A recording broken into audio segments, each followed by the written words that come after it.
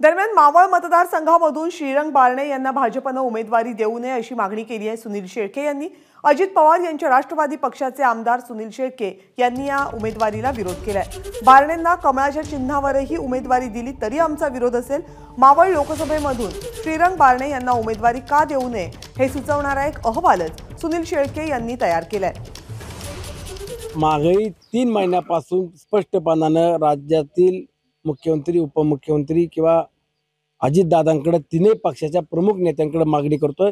ही जागा राष्ट्रवादी काँग्रेस पक्षाच्याच ताब्यामध्ये आली पाहिजे, राष्ट्रवादी काँग्रेस पक्षाला संधी मिळाली पाहिजे। आमचा उमेदवार असताना आम्ही कमळाच्या उमेदवाराची का वकिली करावी किंवा आम्हाला कमळाच्या चिन्हावरचा उमेदवार मावळाला द्यावा आम्ही का सांगावं?